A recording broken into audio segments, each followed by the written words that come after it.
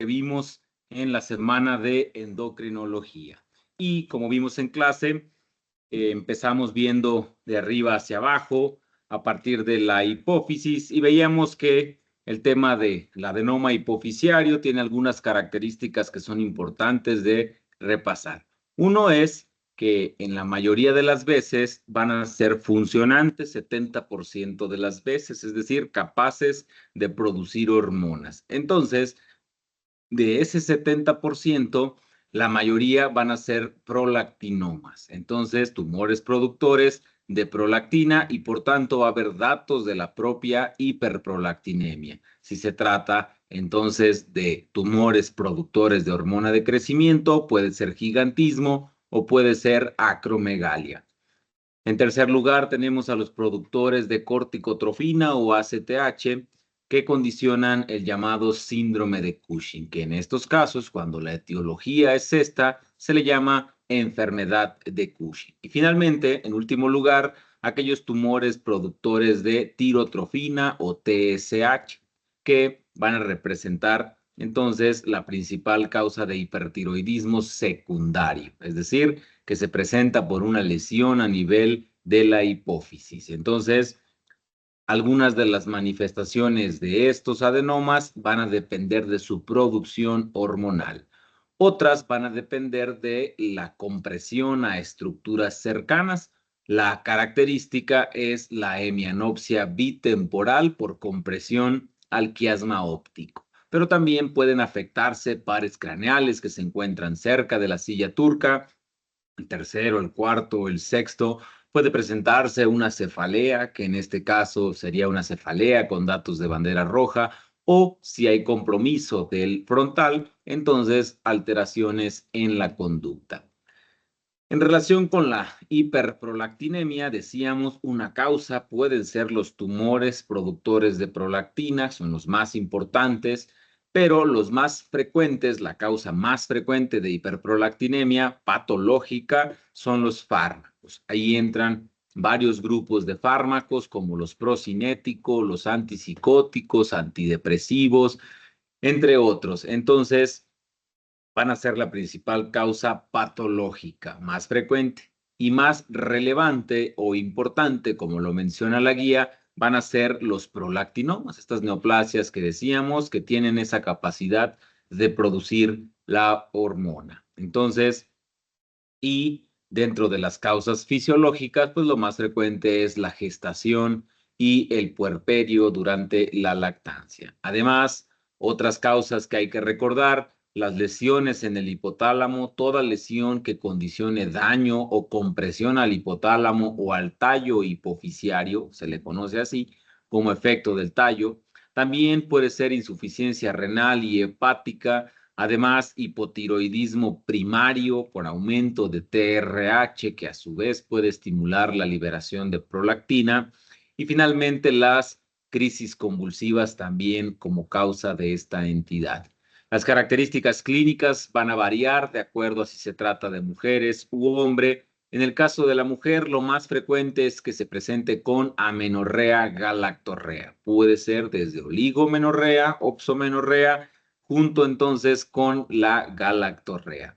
Además, es una de las causas importantes de infertilidad y si se trata de una neoplasia, de un adenoma, puede condicionar estos datos que mencionábamos, tanto afectación a pares craneales, a el quiasma óptico y generando también cefalea o alteraciones a nivel del lóbulo frontal. En el caso de los hombres es muy raro que se presente la galactorrea, es más frecuente que se presenten estos datos que pueden pasar desapercibidos como disminución de la libido, disfunción eréctil y al pasar desapercibidos es más probable que los adenomas evolucionen y que lleven al deterioro neurológico por compromiso de estas estructuras que veíamos.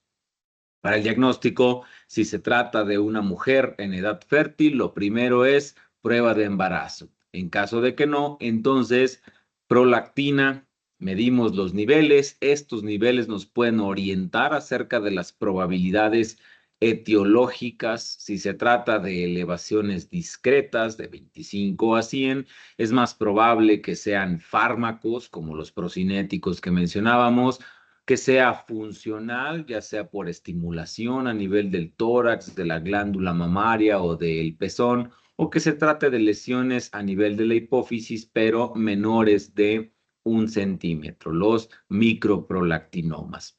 Si se encuentra un nivel por arriba de 1000, es prácticamente indicativo de que estamos hablando de un macroprolactinoma, cuando miden 1 centímetro o más. Algunos escenarios que pueden modificar estos resultados, por ejemplo, la prueba puede detectar macroprolactina, que dijimos, es una forma de prolactina unida a inmunoglobulinas, y entonces no tiene una actividad biológica, pero sí puede ser detectada en las pruebas y puede detectar niveles muy elevados. En esos casos encontraríamos niveles falsamente elevados, pero sin manifestaciones clínicas. La forma de distinguirlo, de ver si realmente es macroprolactina o es prolactina monomérica, entonces tenemos dos pruebas. La que más se realiza, que es esta prueba de polietilenglicol, y la que es considerada el estándar de oro, que es la prueba de filtración en gel, cromatografía de filtración en gel.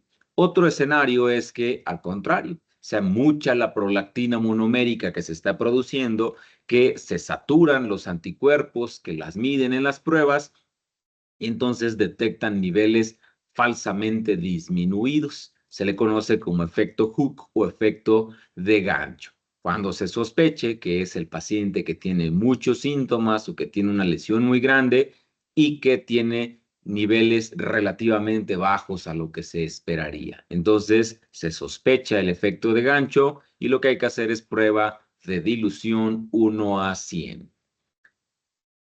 El tratamiento va a depender de cuál sea la causa. Si son fármacos, por ejemplo, puede, valorándose riesgo-beneficio, suspender, cambiar por algún otro fármaco. O si se trata de lesiones como los prolactinomas, entonces el tratamiento inicial para la mayoría de los casos va a ser con fármacos. Estos que vemos aquí, los agonistas dopaminérgicos, van a estimular al receptor D2 que tienen las células lactotrofas de estos tumores y entonces van a ejercer un efecto inhibitorio sobre las mismas, disminuyendo así tanto la producción de prolactina, pero también el tamaño de la lesión. De elección de estos dos será la cabergolina, con algunas excepciones, como en la gestación, en la que se prefiere utilizar bromocriptina. En caso de que no haya respuesta a estos, alrededor del 15%, entonces el manejo será quirúrgico, resección transesfenoidal. Dijimos, los tumores pueden ser productores de hormona de crecimiento y cuando estos se presentan después de la pubertad, cuando ya hay el cierre de las zonas de crecimiento en los huesos, las epífisis, entonces se va a desarrollar la acromegalia. Típicamente con el crecimiento, la facies tosca, crecimiento a nivel frontal, nasal, mandibular, a nivel de las extremidades, en manos y pies, se presenta por crecimiento de la mandíbula, el prognatismo, también aumenta el espacio entre cada pieza dentaria, crecimiento a nivel de la laringe que condiciona la llamada voz cavernosa. Esta enfermedad también puede generar crecimiento a nivel de la lengua, macroglosia, y también a nivel cardiovascular puede tener varios efectos, generando hipertensión, es una de las causas de hipertensión secundaria, la acromegalia, también crecimiento a nivel de las cavidades del corazón y con ello aumentando el riesgo cardiovascular, que es la principal causa de muerte en estos pacientes. Además, manifestaciones propias de la etiología, por ejemplo, las neoplasias, condicionando esta cefalea que decíamos con datos de bandera roja. En estos casos, el tratamiento de elección va a ser quirúrgico. De igual manera, la resección transesfenoidal. Solo en algunos casos en los que no sea posible el manejo, entonces será farmacológico y dentro de los fármacos análogos de somatostatina, como el octreotide, o fármacos que bloquean el receptor de la hormona de crecimiento, el Pegvisomab, o en algunos casos van a ser candidatos a fármacos como la cabergolina, que también tiene un efecto inhibitorio, aunque menor, sobre la hormona de crecimiento. También, cuando no sea posible un manejo quirúrgico y el manejo médico, entonces el tratamiento será con radioterapia de la lesión en cuestión. En relación con estas patologías que condicionan disminución en la producción hormonal a nivel de la hipófisis, lo que llamamos hipopituitarismo, hay que recordar sobre todo el síndrome de Sheehan, una isquemia y necrosis que se genera en la hipófisis a consecuencia de una hemorragia, principalmente una hemorragia a nivel durante el parto o en el puerperio, porque en ese momento la hipófisis se encuentra susceptible a esas disminuciones en el volumen sanguíneo. Hay durante la gestación un crecimiento de la glándula, requiere de mayor flujo, se encuentra en una cavidad parcialmente cerrada que genera compresión. Entonces, todo ello le hace susceptible que ante una hemorragia disminuya el aporte sanguíneo y entonces eso pueda condicionar necrosis con daño a los diferentes grupos celulares. El tratamiento va a depender de qué grupos celulares y en qué severidad se hayan afectado. Entonces, si se trata de afectación de las células somatotrofas, la hormona de crecimiento, sobre todo en el pediátrico, si se afectaron las células corticotrofas, entonces se debe agregar esteroide, corticoides. Si se afectaron las tirotrofas, entonces levotiroxina. Si hubiese una afectación de estas dos, ACTH y TSH, entonces el orden ahí es muy importante en el que se va a restaurar la función hormonal. Debe ser primero el esteroide y después las hormonas tiroideas, porque las hormonas tiroideas, si se instauran primero, aumentan el metabolismo del esteroide, del poco esteroide que trae circulando el paciente, y entonces pueden condicionar una complicación grave que le llamamos crisis adrenal o insuficiencia suprarrenal aguda. Si la deficiencia es de las gonadotrofinas, FSH y LH, entonces se va a suplir testosterona, estrógenos y progesterona según sea el caso. Otra patología caracterizada por la deficiencia en la acción o en la producción de la hormona antidiurética será esta la llamada diabetes insípida. Decíamos en clase que la más importante va a ser la de tipo central o neurogénica. Lo más probable es que con los métodos convencionales no se llegue a una etiología que quede como idiopática, pero de las que sí se conocen, lo más frecuente es que sea el traumatismo cráneoencefálico. Después, algunos procedimientos como esa resección transesfenoidal que mencionábamos, pueden ser transitorias o permanentes, pueden ser otras lesiones de tipo infiltrativo, neoplasias, también un grupo importante, y finalmente aquellas etiologías más raras que son los procesos infecciosos como la tuberculosis, como sífilis, enfermedades vasculares que terminen afectando a la neurohipófisis o sobre todo al hipotálamo. Clínicamente, lo que va a predominar en la diabetes insípida va a ser la poliuria, llegando a ser hasta 18 litros de uresis en 24 horas. En esos casos se tendrán este dato más los datos de la patología de base que lo haya condicionado. Por ejemplo, si fuese un tumor o si fuese un traumatismo cráneoencefálico. Además de eso, pueden venir manifestaciones propias, pero de la complicación. Por ejemplo, la deshidratación, que puede ser tan severa que lleve al paciente a un estado de choque. Para el diagnóstico se utiliza el test de Miller o prueba de supresión hídrica. Como el nombre lo indica, prácticamente dejar sin líquido al paciente para ver si hay una respuesta de su hormona antidiurética. En condiciones normales debe concentrar la uresis, la orina, esta hormona antidiurética. Pero en estos pacientes, como no tienen el efecto de esta hormona, pues nunca se concentra y se mantiene la orina hipotónica a lo largo de varias horas. En caso de que así ocurra, se hace diagnóstico de diabetes insípida y ahora se debe discernir entre si se trata de una forma central, neurogénica, o se trata de una forma nefrogénica. Entonces, se administra desmopresina y si hay una adecuada respuesta, entonces se cataloga como central. Si no hay respuesta, se cataloga como nefrogénica. De la patología de tiroides que mencionábamos en clase, la más importante, el hipotiroidismo, hay que recordar su clasificación. Si solo se altera la TSH, en este caso aumentada, decimos que es subclínico. Si se afecta TSH y T4 libre, entonces le llamamos clínico o manifiesto. Y las formas principales van a ser el primario, hasta en el 99% de los casos.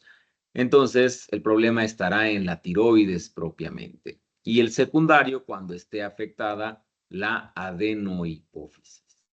Dentro de las causas a nivel mundial, la principal causa es la deficiencia de yodo, pero en nuestro país es la tiroiditis de Hashimoto, porque hay una adecuada suplementación de este micronutriente, oligoelemento. Entonces, a nivel mundial decíamos deficiencia de yodo, puede ser también por efecto de soluciones yodadas o de fármacos que contengan altas cantidades de yodo, como el representativo que es la amiodarona, generando un hipotiroidismo por varios mecanismos. A esto se le conoce como efecto Wolff-Chaikoff. Puede ser también iatrogénica por un procedimiento quirúrgico, por administración de yodo radioactivo. Pueden ser patologías inflamatorias transitorias de la tiroides que generen una deficiencia temporal de estas hormonas. Se puede presentar por lesiones infiltrativas, neoplasias, por ejemplo. Puede ser secundaria por alguna lesión en la hipófisis, como mencionábamos en el síndrome de Sheehan, o finalmente, más raro, las congénitas que se caracterizan por una alteración en los receptores de esta hormona en los tejidos periféricos. Clínicamente son varias las alteraciones que podemos encontrar. De lo más frecuente, la intolerancia al frío, como lo marca la guía de práctica clínica, junto con alteraciones cognitivas, sobre todo relacionadas con la memoria y con la atención. Una mayor tendencia a estados depresivos, afectación cardiovascular como la bradicardia, derrame pericárdico que puede ir hasta el taponamiento cardíaco, alteraciones en la función ventricular, se puede presentar hipertensión, es otra de las causas de hipertensión secundaria, y típicamente va a ser una hipertensión diastólica con predominio de la elevación de esta forma. Entonces, alteraciones también a nivel del sistema reproductivo, esto sobre todo caracterizado por alteraciones menstruales, que disminuya o aumente la cantidad, disminución o ausencia de libido, alteraciones en la fertilidad, puede haber parestesia, sobre todo en manos, por un síndrome del túnel carpiano, alteraciones ungueales, como las uñas frágiles. A nivel facial se describe la facies hipotiroidea, en la que se presenta edema palpebral, esta tendencia a estados depresivos, pérdida del tercio externo de la ceja. Se puede presentar bocio, secuencia de las causas, deficiencia de yodo o tiroiditis de Hashimoto, afectación en otras serosas como la pleura, también aumento de peso, aunque se enfatiza que no justifica una obesidad mórbida. Constipación a nivel gastrointestinal, también frecuente. Y finalmente, otro dato relativamente frecuente que es la fatiga. Para el diagnóstico, como tamizaje, se va a utilizar la TSH inicialmente. con diferentes cortes dependiendo del paciente del que se trate. Por ejemplo, en los octogenarios hasta 7.5 se considera esperado. En la gestante, al contrario, más estricto el control que se requiere, entonces el corte va a ser 2.5. En el caso de los principales escenarios que vamos a encontrar en el perfil tiroideo, uno muy importante, el hipotiroidismo primario clínico o manifiesto que mencionábamos, en el que vamos a encontrar una TSH elevada por arriba del rango 4.5 con una T4 libre baja. Si se trata de la forma subclínica, entonces dijimos solo se altera la TSH. En este caso, va a estar elevada. Otra forma es el hipotiroidismo secundario. Entonces, aquí vamos a encontrar que va a haber una disminución de la T4 libre. La TSH va a estar disminuida, aunque en algunos escenarios puede presentarse como normal, pero junto con una T4 libre baja, que es la que nos va a dar la pauta. Para el tratamiento, estos dos son las formas de hormona tiroidea que se utilizan, levotiroxina y liotironina. La de elección va a ser levotiroxina, una forma de T4, una dosis que marca la guía de 1.6 a 1.8, siempre considerando edad y sobre todo la comorbilidad que nos importa es la cardiopatía, en este caso insuficiencia cardíaca o cardiopatía isquémica, sobre todo. En esos casos se debe hacer una reducción de la dosis. Dadas las múltiples interacciones farmacológicas que veíamos en clase, esta se debe administrar en ayuno de preferencia y esperar 1 hora para consumir cualquier alimento o medicamento. En caso de que no se pueda por la mañana, debe ser 3 horas después de la cena. Una vez que se instaura el manejo o que se modifica la dosis, se tiene que hacer vigilancia con TSH cada 6 a 8 semanas para permitirle tiempo suficiente a que se modifiquen estos rangos, y una vez que se encuentra ya en metas, el seguimiento puede ser a los 6 meses, y si se mantiene en metas, cada año se sigue midiendo para verificar que se encuentre ahí, en que disminuya de manera importante los riesgos que conlleva la patología. En relación con el hipertiroidismo, dijimos la principal causa, la enfermedad de Graves. También autoinmune, más frecuente también en la mujer, y en estos casos va a haber anticuerpos contra el receptor de TSH. Se une a este receptor y emula su función. Entonces va a estimular a las células foliculares para que produzcan, liberen la hormona tiroidea. Entonces va a haber datos de hipertiroidismo. Además de estimular la producción y liberación de hormonas, también estimulan el crecimiento de la célula. Entonces, también típicamente se va a presentar bocio. Como aumentan los requerimientos de flujo, puede generar un sonido que le llamamos soplo tiroideo. Además, suele afectarse la grasa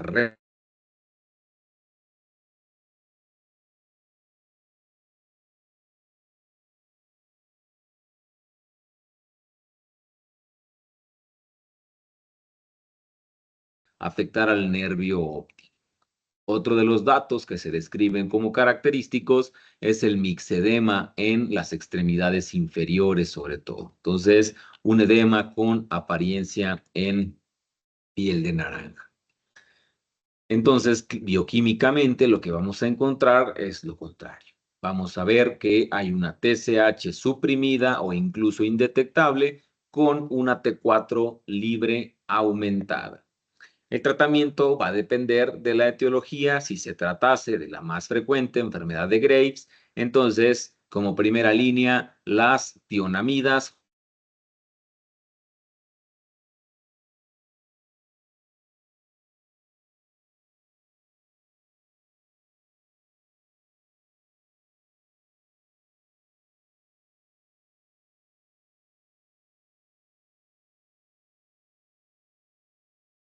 y si no hay respuesta, entonces como tercera línea, el manejo quirúrgico, la hemitiroidectomía. Dentro de las patologías inflamatorias de tiroides que revisábamos, muy importante esta, la tiroiditis subaguda, también conocida como tiroiditis de Kerbein, como el nombre lo indica, son virus. Entonces, los que predominan son los virus respiratorios, adenovirus, influenza sincitial respiratorio o incluso SARS-CoV-2. Por tanto, lo característico es que primero se genera una infección del tracto respiratorio y después los datos de la tiroiditis, que se va a caracterizar por un bocio, que en este caso va a ser doloroso y que puede acompañarse de datos de respuesta inflamatoria como la fiebre. En caso de que sea así, también puede presentarse con alteraciones en el perfil tiroideo, típicamente con estas tres fases. Primero, generando un hipertiroidismo con el paso de los meses, lleva al agotamiento de la hormona tiroidea, entonces genera un hipotiroidismo y, aunque de manera lenta, puede recuperarse a un estado eutiroideo. Bien, el tratamiento con antiinflamatorios, dosis antiinflamatoria de ácido acetil salicílico se describe y en caso de que no haya mejoría o no pueda utilizarse, se van a utilizar los esteroides. La forma más grave que mencionábamos de tiroiditis, la piógena o aguda bacteriana. Entonces, principal causa, Staphylococcus aureus, por tanto, la principal vía va a ser hematógena. En este caso, también una tiroiditis dolorosa acompañada de datos de respuesta inflamatoria.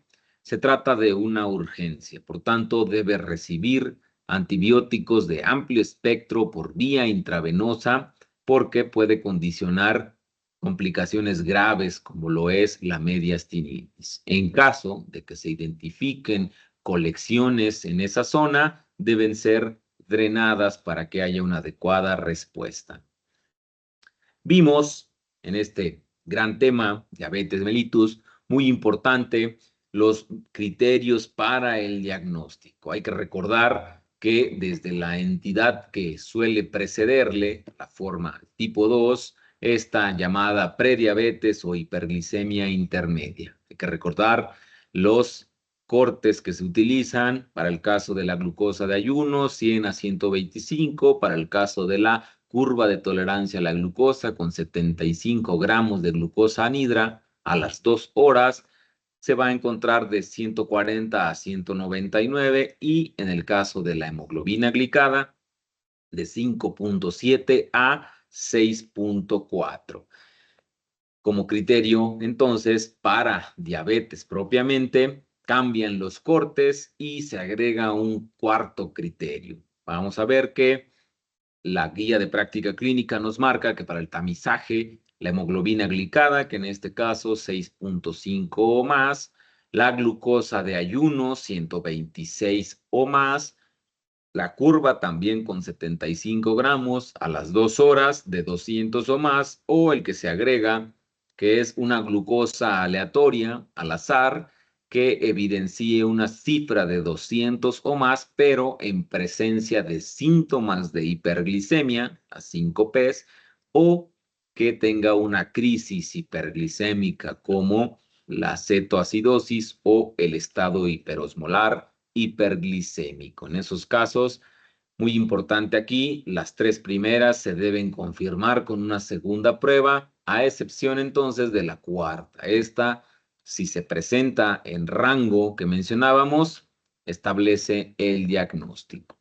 De las metas, hay que recordar las que son más frecuentes, que van a aplicar para la mayoría de los pacientes. Entonces, una glicada de menos de 7, una glucosa de ayuno de 80 a 130 y una glucosa postprandial a las 2 horas postprandial menor a 180 miligramos. En relación con el tratamiento, muy importantes los fármacos. El primero que surgió, las sulfonilureas, recordar, se bloquea el canal de potasio, llega y se une al receptor sur1, se bloquea este canal de potasio, lo que favorece la apertura de canales de calcio que a su vez liberan más calcio en el interior de la célula beta, que permite la exocitosis de estos gránulos, de estas vesículas de insulina hacia el torrente sanguíneo. Por tanto, se requiere de que el paciente tenga aún reserva pancreática. Dentro de los efectos adversos, el más importante, las hipoglicemias, que son formas graves de hipoglicemias y también persistentes a lo largo de varias horas o días. Entonces, otro de los más importantes que se plantean como primera línea, las biguanidas, la metformina, dijimos, disminuye la resistencia a la insulina en los tejidos característicos, músculo, tejido adiposo, pero también disminuye la producción hepática de glucosa, es decir, disminuye la gluconeogénesis y la glucogenólisis. Va a ser de utilidad en ciertos escenarios de prediabetes que mencionábamos en clase y va a estar contraindicada cuando se presente una tasa de filtrado glomerular menor de 30, es decir, de 29 hacia abajo. Por tanto, estadio 4 y 5 de la enfermedad renal crónica. Dentro de los efectos adversos, recordar el más frecuente, la diarrea, ahí predominan los gastrointestinales. Hay que recordar otro importante que es la deficiencia de B12, sobre todo periodos prolongados de su uso, y el efecto adverso, aunque raro, más grave, que es la acidosis metabólica, una forma de acidosis láctica la que se presenta aquí. Por sí sola no condiciona riesgo de hipoglicemia, solo ante determinadas situaciones va a aumentar la probabilidad de estas. Otro grupo muy importante, los inhibidores de DPP4, linagliptina, el representativo, se bloquea a la DPP4, por tanto, las incretinas permanecen más tiempo en plasma y eso genera que aumenten sus efectos benéficos, como en este caso de los inhibidores de DPP4, que aumente la producción de insulina y que disminuya la producción de glucagón. Otros relacionados son los agonistas del GLP-1, que es la principal incretina en el organismo. Ahí tenemos varios, liraglutida, semaglutida, dulaglutida. En este caso, además de estos efectos que veíamos con los inhibidores de DPP4, también va a ejercer otros efectos, como vemos, disminución del apetito, disminución del vaciamiento gástrico. Entonces, condiciona varios efectos benéficos en el paciente con diabetes. Dentro de los efectos adversos, sobre todo la distensión, náusea, vómito, que puede generar por esta disminución, ralentización del vaciamiento gástrico. Va a estar contraindicado si se tiene historia personal o familiar de cáncer medular de tiroides, porque existe una discreta elevación del riesgo de esta neoplasia. Decíamos en clase, también un grupo muy importante, los inhibidores de la SGLT2 o también llamadas gliflosinas, dapagliflosina, empagliflosina. Se va a bloquear entonces este cotransportador de sodio-glucosa tipo 2 que se encuentra en el túbulo proximal. Entonces, esto va a favorecer que la glucosa y el sodio permanezcan en el túbulo y se genere entonces glucosuria y natriuresis. Entonces, de esa manera disminuyendo, sí, los niveles de glucosa, pero además teniendo varios efectos benéficos a nivel cardiovascular. Bien, dentro de los efectos adversos descritos, la infección de vías urinarias puede aumentar la uresis, entonces generar deshidratación o formas euglicémicas de cetoacidosis o incluso reportados aumento en el riesgo de la gangrena de Fournier. Una contraindicación, aunque relativa, es que el paciente tenga una tasa de filtrado glomerular por debajo de 20. Entonces, de esta manera, como vemos en la imagen, se bloquea este cotransportador y entonces impide la reabsorción de sodio y glucosa y estos permanecen en el túbulo favoreciendo la uresis y favoreciendo la excreción de glucosa y del propio sodio. En relación con las insulinas, recordar la clasificación, las antes llamadas ultracortas o ultrarrápidas, lispro, aspart, glulicina, las cortas, o se le llama también insulina rápida, regular o cristalina, las intermedias, NPH y la lisproprotamina. Y finalmente, las de acción prolongada, glargina, detemir y la degludec. Dentro de los efectos adversos, lo más importante, la hipoglicemia. Pero se pueden presentar otros importantes, como lo es el fenómeno de Somogyi, en el que se genera una hipoglicemia en la madrugada, entran las hormonas contrarreguladoras, cortisol, catecolaminas, y esto hace que haya un aumento de los niveles de glucosa y por tanto en la mañana se va a detectar una hiperglicemia matutina, por tanto. También el fenómeno del alba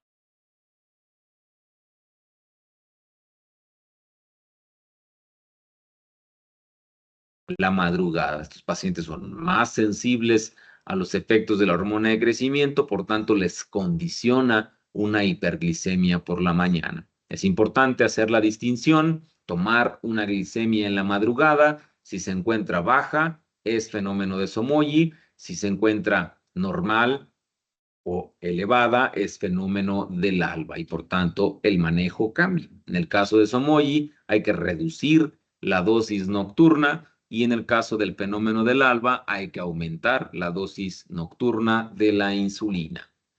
En relación con el abordaje, decíamos, para el caso de la prediabetes, va a llevar el tratamiento no farmacológico, sí, pero en determinados casos, pacientes que tengan mayor riesgo, se va a requerir de manejo farmacológico. Entonces, pacientes jóvenes, pacientes con obesidad, un índice de masa corporal por arriba de 35, que tenga historial de diabetes gestacional o que ya la cifra de la glucosa de ayuno, por ejemplo, se encuentre de 110 en adelante, se encuentre en 6% o más, o que el paciente por alguna de sus características pues no pueda llevar el tratamiento farmacológico. En el caso de la diabetes tipo 2, ya cuando se diagnostica como tal, muy importante que el manejo debe ser individualizado, de acuerdo a las características que acompañen al paciente. Se debe monitorear la hemoglobina glicada cada 3 meses y se debe monitorear la glicemia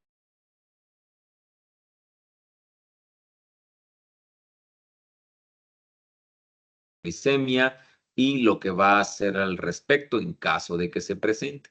Uno de los esquemas que plantea la guía es el manejo inicial con metformina más las medidas no farmacológicas. Si no se llega a un adecuado control, entonces agregar un segundo fármaco que pueden ser las sulfonilureas, con los riesgos que conlleva, y si no hay una adecuada mejoría, un adecuado control, entonces un tercer fármaco o idealmente iniciar insulina.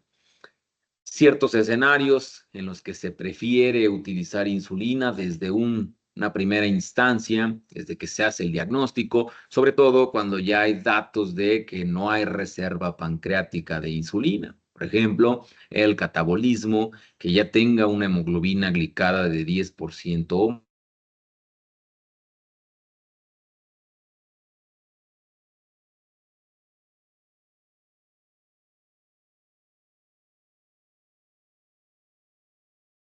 no, hay que recordar que hay una deficiencia absoluta, entonces se debe suplir tanto la insulina basal como la insulina prandial, basada sí en el peso del paciente, pero también muy importante en la ingesta de carbohidratos, en las glicemias que se presenten preprandiales o en qué tanta actividad física o incluso en condiciones de enfermedad, de alguna infección, se tiene que hacer ajustes de la dosis de esta insulina. Mencionábamos en clase las 3 complicaciones agudas, la cetoacidosis. Ahí decíamos que en nuestro medio el principal precipitante es el mal apego al tratamiento. En primer mundo, el principal precipitante van a ser las infecciones, pero puede haber otros, por ejemplo, patologías inflamatorias, apendicitis, pancreatitis, diverticulitis o enfermedades cardiovasculares, el evento vascular cerebral, el infarto al miocardio, algunos fármacos como los esteroides, o puede ser la cetoacidosis la primera manifestación que tenga el paciente, es decir, debutar con esta complicación. Clínicamente, vamos a encontrar datos de diabetes, pero aumentados, como la poliuria, polidipsia.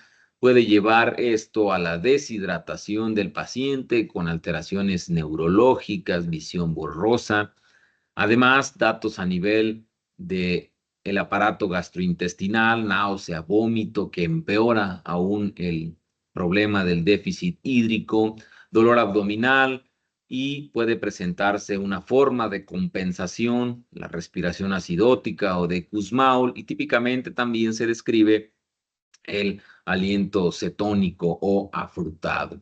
Para el diagnóstico existen varios criterios, pero es importante recordar estos: glucosa 250 o más, la presencia de, idealmente, de cetonemia, beta hidroxibutirato, o, si no es posible, que es más frecuente en nuestro medio, medir cetonas en orina. Disminución del bicarbonato por debajo de 18 o 16, como marca la guía de práctica clínica, la brecha aniónica amplia por arriba de 12 y un pH disminuido por debajo de 7.3. Para el tratamiento, estos son los 4 pilares. El tratamiento inicial debe ser con terapia hídrica, y una vez que se encuentre el paciente hemodinámicamente bien y los niveles de potasio se encuentran por arriba de 3, entonces iniciar insulina a punto 1, manejo de los electrolitos, sobre todo de potasio que mencionábamos, o de sodio, y también buscar de manera intencionada el precipitante para poder tratarlo. Decíamos, pueden ser las infecciones o patologías vasculares. En el caso del estado hiperosmolar hiperglicémico, se presenta con mayor frecuencia en el paciente con diabetes tipo 2, por tanto, mayor mortalidad. Clínicamente va a ser una evolución más lenta, más insidiosa, y por tanto condiciona mayor deshidratación, y eso lleva a mayor deterioro neurológico. Para el diagnóstico, los dos datos relevantes: glucosa por arriba de 600 y osmolaridad por arriba de 320. Esto en ausencia de datos de cetoacidosis, por eso se plantean. El tratamiento es el mismo, cambian los objetivos, los criterios de resolución. Aquí, que mejore la osmolaridad por debajo de 320 y que mejore el estado neurológico. En relación con la hipoglicemia, recordar por debajo de 70, clínicamente primero con datos adrenérgicos, después datos colinérgicos y finalmente datos de neuroglucopenia. Entonces, esto junto con unos niveles detectados en glicemia capilar por debajo de 70 y que mejore con la administración de glucosa, entonces le conocemos como triada de Whipple. 3 grados, dijimos en clase: grado 1 por debajo de 70, pero no por debajo de 54.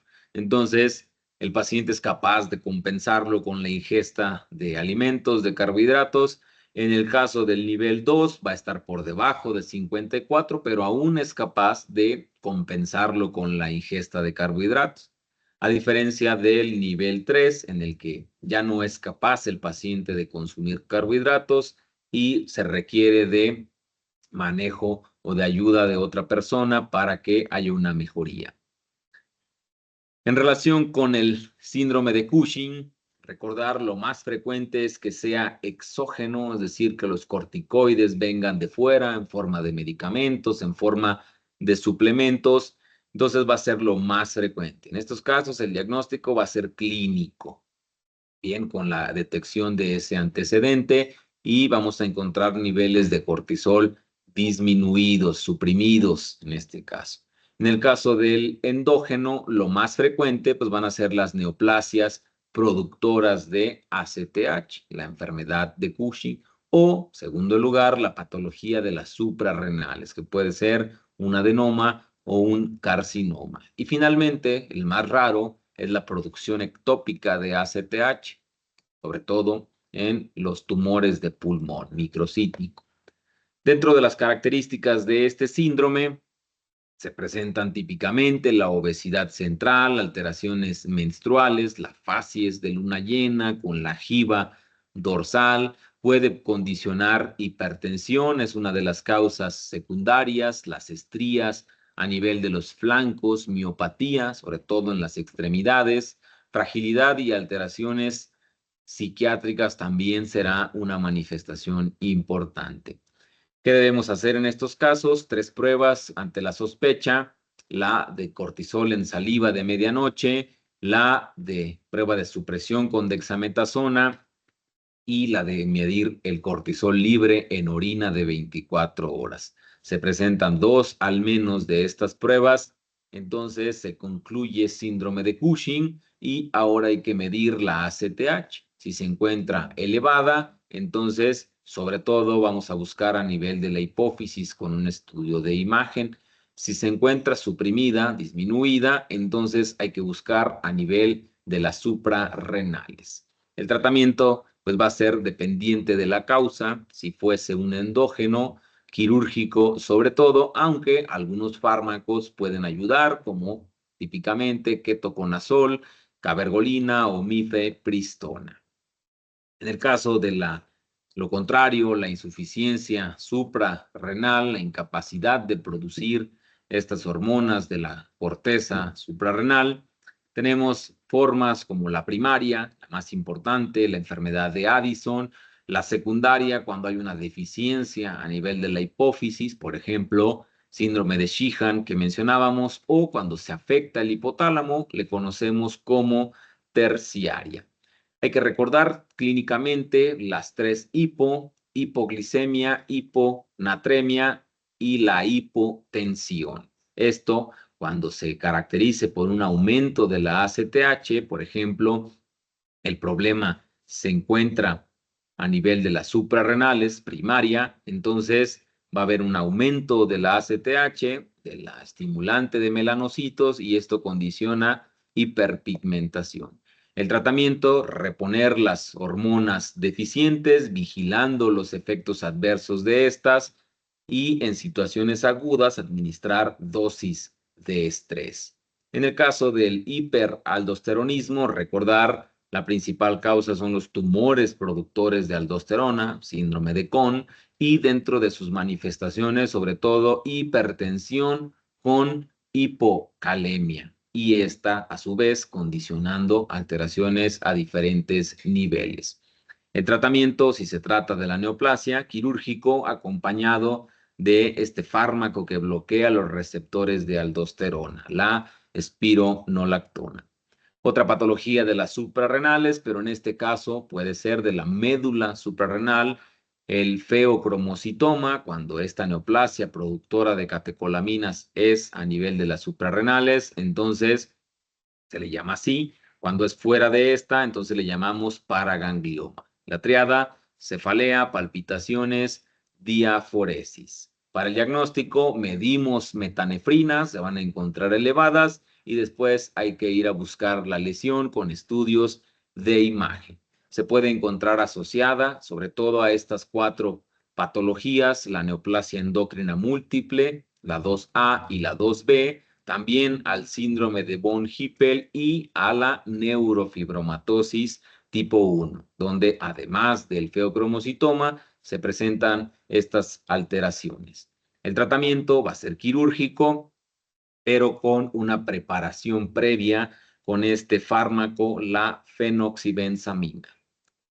Para el caso de las dislipidemias hay que recordar primarias las que son genéticas, secundarias cuando son consecuencia de alguna entidad o de hábitos alimenticios, los cortes que hay que recordar que nos plantea la guía de práctica clínica para colesterol total, para triglicéridos y para HDL. En nuestro país, la forma más frecuente es la hipertrigliceridemia junto con un HDL bajo. Se debe, en estos casos, evaluar el riesgo con Global Risk. Para el tratamiento farmacológico, las de elección van a ser las estatinas con sus diferentes intensidades, media, baja, alta intensidad, de acuerdo al porcentaje que modifiquen.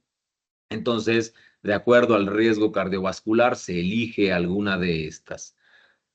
De los trastornos de calcio, hay que recordar la hipercalcemia, sobre todo por neoplasias, manifestaciones a nivel neurológico, principalmente junto con alteraciones a nivel cardíaco, sobre todo acortamiento del QT con formas graves, más de 14, arritmias ventriculares. El tratamiento, dependiendo de la causa, pero en los casos de hipercalcemia severa, hidratación y diuréticos de asa para forzar la calcidiuresis y en algunos casos, como en las neoplasias, el esteroide, los bifosfonatos. En relación con la hipocalcemia, hay que recordar que las manifestaciones serán sobre todo musculares y neurológicas y se describen estos signos característicos, el espasmo facial al momento de comprimir el nervio facial y el espasmo a nivel del carpo con el aumento de la presión, con un manguito, Chebostek y Trousseau. En estos casos de hipocalcemia vamos a encontrar niveles bajos de calcio, se mide el fósforo, recordar si también el fósforo está bajo, hay que evaluar deficiencia de vitamina D. Si el fósforo se encuentra elevado, entonces hay que buscar a nivel de las paratiroides. Eso sería todo por esta ocasión. Muchas gracias.